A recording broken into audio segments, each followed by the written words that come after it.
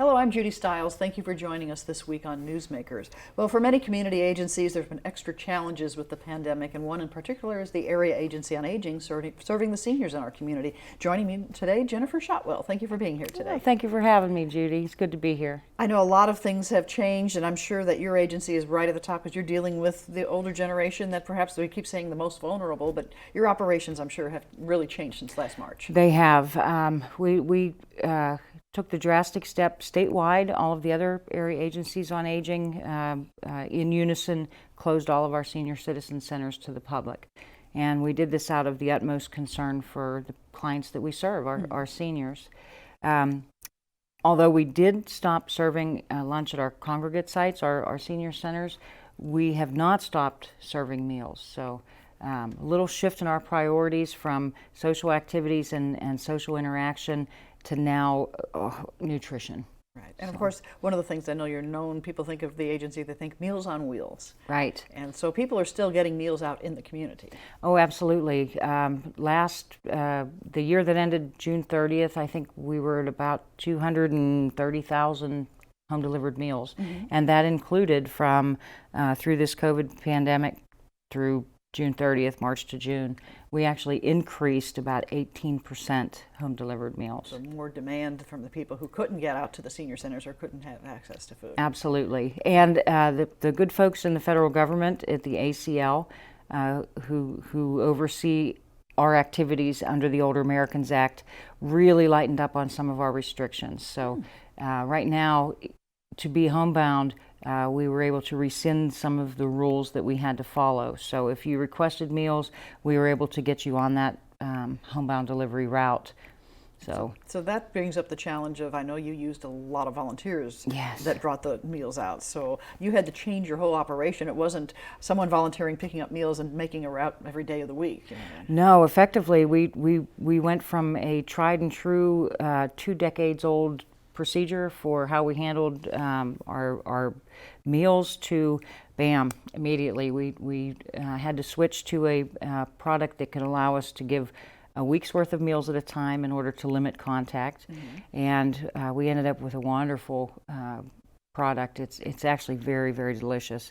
We can talk a little bit more about that. But simultaneously, all of our volunteers, most of whom are seniors, we ask them to step back and take a break and to be safe and to stay in their homes and stay safe. So our entire kitchen staff, our entire administrative staff, all rolled up our sleeves and pitched in. We're delivering meals. It could be you're a cook, you're now out delivering meals. My accounting staff is helping with the meal truck delivery. Mm-hmm. And dispersing those meals over 4 counties. So it's been a very, very hectic pace for us to make these changes so quickly. We miss our seniors terribly, especially the ones that come into our senior center. Our managers are pining for them. But again, we took direction from the Department of Health and Senior Services and have closed off our senior centers. And that's where people used to go to have those eat-in meals. A lot of the social time was gather at lunch and eat together. Absolutely, and then stay to play cards or dominoes or shoot pool. Exercise classes, education classes have all taken the back seat. And we're very concerned as we're into this 6-7 months now that social isolation is now becoming as much of a threat as COVID-19 for some of our seniors. Mm-hmm. You do the right thing, you stay at home, and then that wears on you. You become isolated, you become depressed, you become lonely. Right. There's only, all of your friends that gather, they're being safe as well, and we're terribly concerned for our seniors. Because the mental, the social aspect affecting them, not only absolutely. You're meeting the physical needs with food, but there's still that whole aspect of how are they doing mentally. Yes, and to then put the priority on my staff's health to keep them from interacting with the general public, because they are the ones that are serving the meals to our homebound. Right. We have very few volunteers that are serving right now, and we are grateful for every last one of them. And grateful for the ones that have stepped back and said, "We'll see you when the height of this is over." We can come back, right? But Yeah, it's been a trying time. We have come through. We have never missed a meal delivery to any of our seniors that I'm aware of.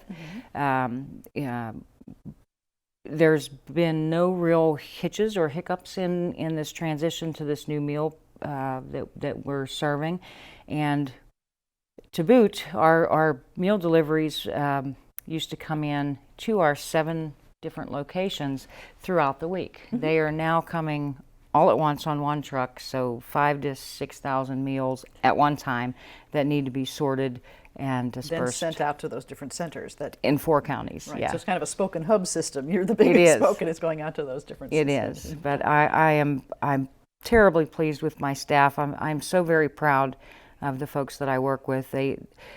They humble me every day with their generosity and in spirit and their willingness to roll up their sleeves. So we're getting there. Well, tell me a little bit about the meals themselves. Yeah. You say so you're basically giving someone a week's worth of food now. Yes.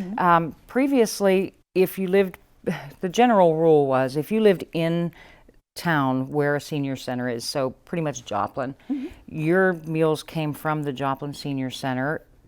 They cooked them hot, and you received 1 meal at a time. So it was the meal of the day that showed. Right. And with the pandemic, we tried to limit contact, and we had so much funding to overcome this insurmountable COVID explosive to your budget thing with PPE and all the additional costs that come with not using volunteers, you know. So we searched for a food product. We had a contract with a commercially produced meal that was a nutritionally complete meal. Right when there was a lot of shortages like toilet paper and paper towels, there was also a huge demand for those meals. So that particular commercial vendor pulled our contract through our grocer and said, we are going to now give this to the schools, because the schools want to offer meals frozen to the meals. children who are at home, right? Sure. So that panicked us. So we were fortunate enough to have already been discussing options with one of our sister area agencies on aging in Springfield. They came up with the idea of packaging their own frozen meals. We had tried that a long time ago at the area agency on aging, and it didn't turn out very well. We were trying to flash freeze stuff that we cooked. Good for your leftovers at home, not very good in bulk. Not for your first meal of the day. Right. So Senior Age in Springfield actually came up with the idea of assembling a frozen meal from frozen components. So restaurant grade food into portioned, weighed, measured containers, and it has been a phenomenal success. We knew there was no real food shortages. There was just a demand for a particular product. So they worked tirelessly, and we partnered with them to obtain these meals. And overnight, instead of having those meals sprinkled throughout 4 counties with our regular grocery delivery, we ended up getting them all at once and dispersing them ourselves. And the meals are fabulous. There are 35 different varieties of meals. They come in 5 meals or 7 meals, depending on what you have been signed up for. So you have a different offering every day. And they're delicious. They really are. So the well-rounded nutrition, everything that yes, you need. And we're serving them with fresh bread. Some of the centers are baking rolls or baking fresh bread. For our rural clients, we're actually passing on a large loaf of bread, which is something that they didn't get previously. And it's nice because what I'm hearing from our seniors that used to get the one hot meal every day, boy, you were out of luck if you didn't like today's menu. Yeah, this is what we're having today. If you don't like it, yeah, stuffed peppers. People either love them or hate them. So if your meal is something that you don't care for, you don't eat it. So you're hungry that day.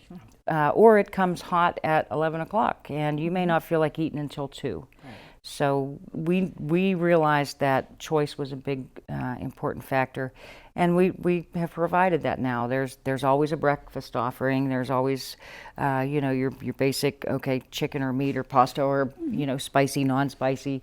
They're all low salt. They're all low fat meals. And when we get them at the office, they come in a box of 9 of the same. Okay. And I can tell you that everybody wishes that whoever's opening the box is a little heavy with the box cutter and slices that film, because darn it, we don't want that to go to waste, So do people have a preference? They get to prefer, like you mentioned, special dietary needs, and they say, I need a certain type of food you can package to meet their needs? That is coming. Specifically, we're really looking at some of our diabetic clients and their needs. Right now, our funding is there's just no way that we can store and offer that. Right. We do say that each week there is a non-meat offering. So if for some reason you abstain from meat on Fridays due to religious beliefs, you can accommodate that. But overall, we're very conscious of keeping the carbs low. As new menu options come up, that availability will be more widespread. Well, you mentioned the financial aspect, and I know that I've heard about a campaign you have right now to help out with that. So, yes. Before we start talking about that, what people might say, what's the cost of delivering all these meals? What are we talking about in terms of being able to feed the people? It's expensive. We have requirements where we have to meet a 33.33% nutritional requirement, and there are a lot of other costs that come into play. It's not like we can just cook a big chili cook-off like we do at church on Sunday. Right. Cost per meal runs between $7 and $8 to have cooked a hot meal. As we know, labor costs have gone up. Right. They will continue to go up. Food costs are going up. The cost of doing business is going up. And what has not gone up is our funding.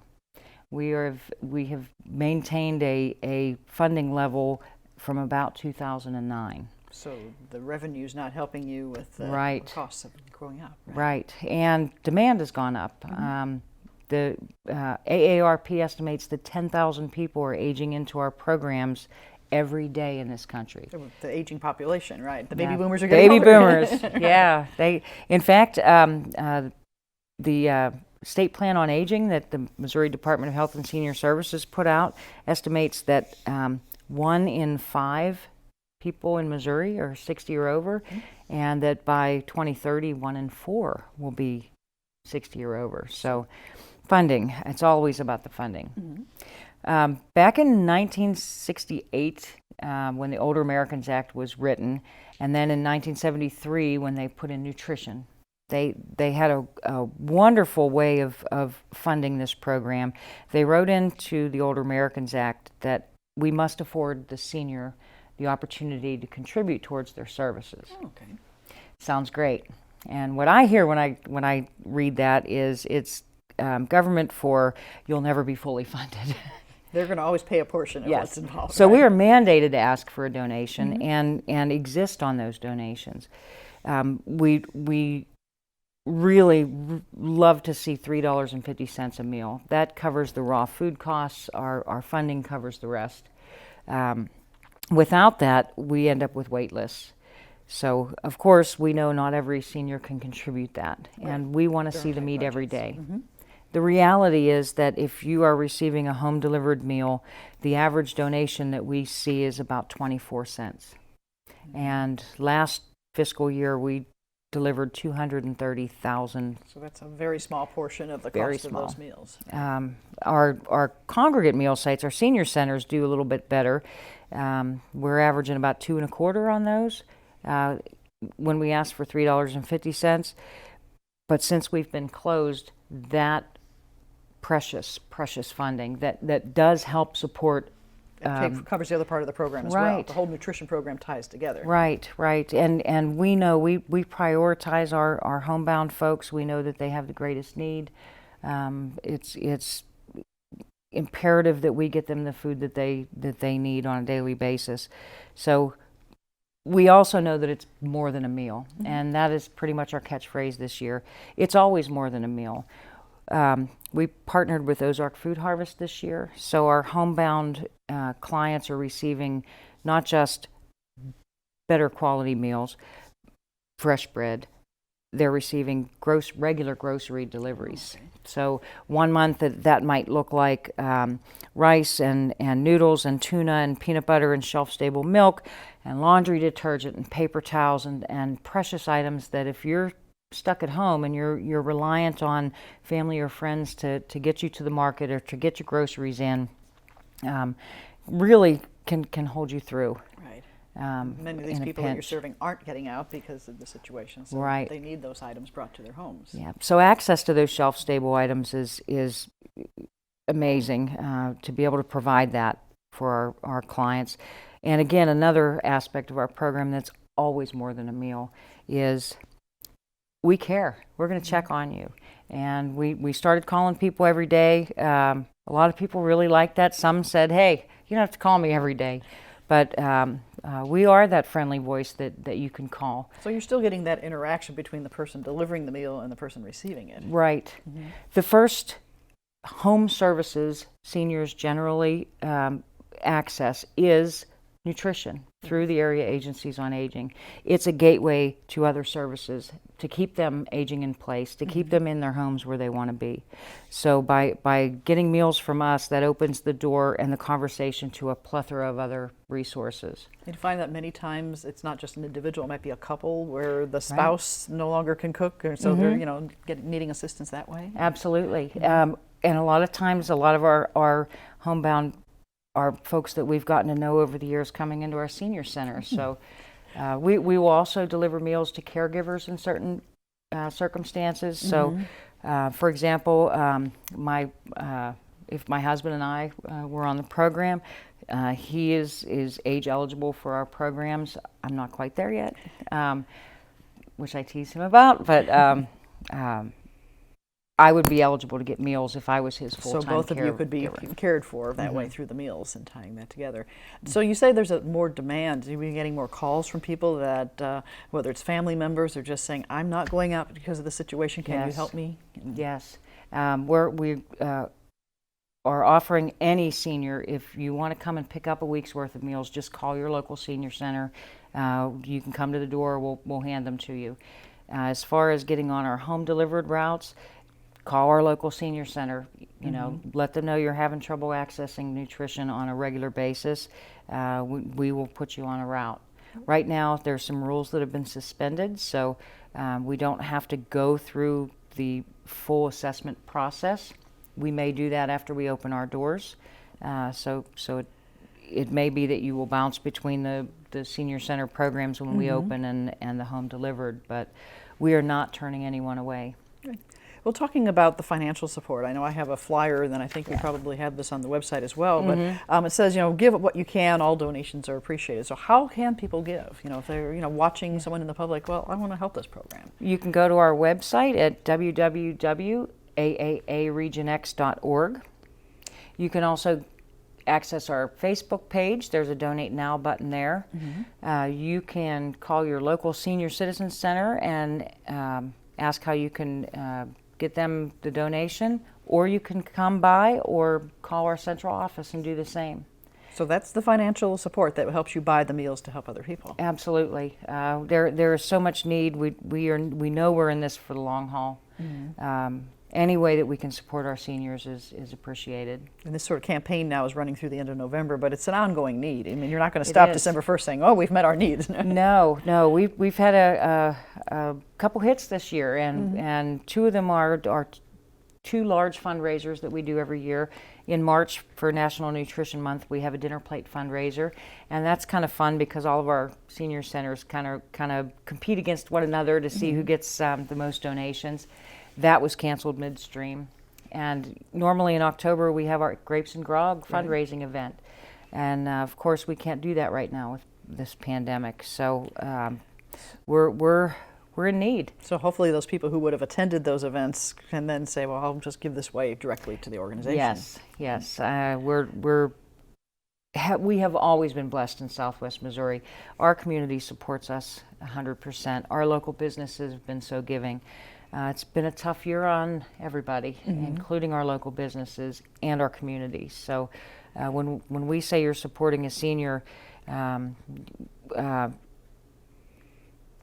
idea that what we are providing is nutrition, is the very basics that they need.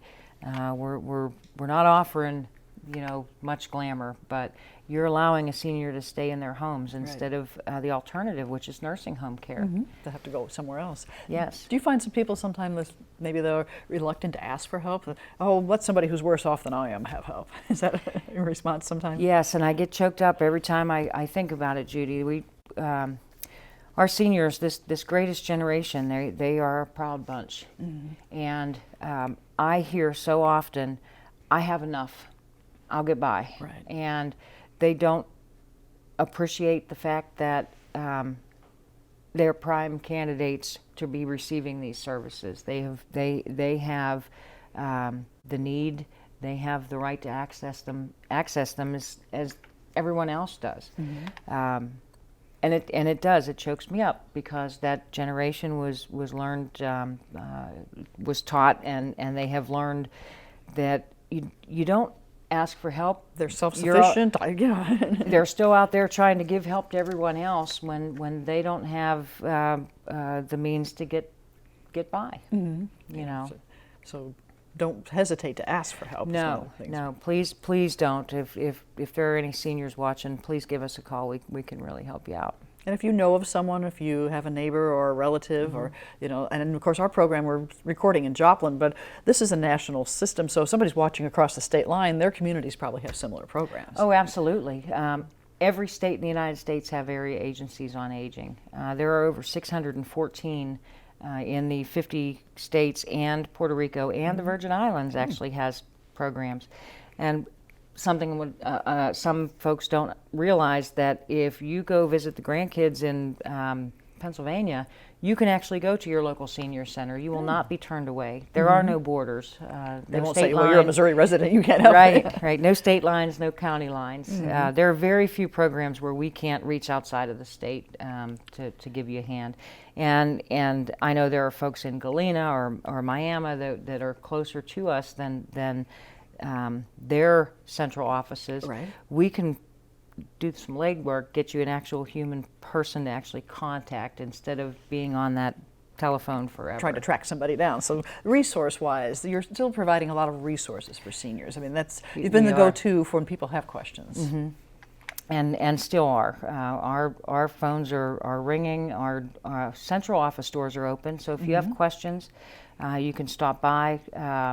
We have a resource guide on our website that lists hundreds of local agencies and faith-based organizations that have help available. If you need that wheelchair ramp built, or you need some home modification, some grab bars in your bathroom, we can put you in contact directly with people that can do it for you. And for a lot of people, that comes up for the first time. Well, what do I do? The family members say, what do we do? Mom needs some help now, or Dad needs some help now. Right. And we're finding, my dad lives in Pennsylvania, and had I not friends and family back there looking out for him, we don't stay in one place anymore. Everybody's moving, right? Right.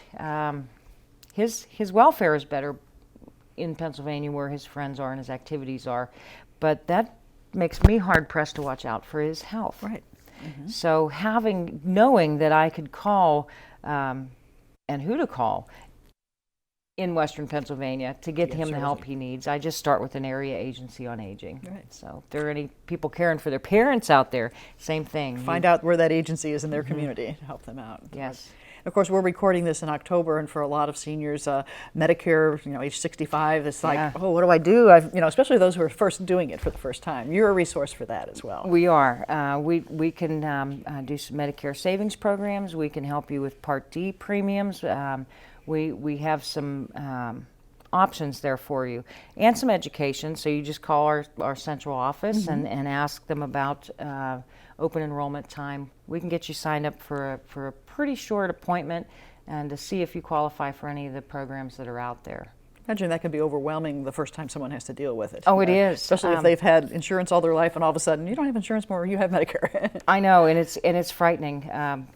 My husband turned 66 and had to sign up for Social Security. He is still working and has insurance. However, the volume of mail that we started receiving, all of which looked official, sounded official, was very confusing. And wading through that stack of mail, it could be very easy for someone to throw away something that is important.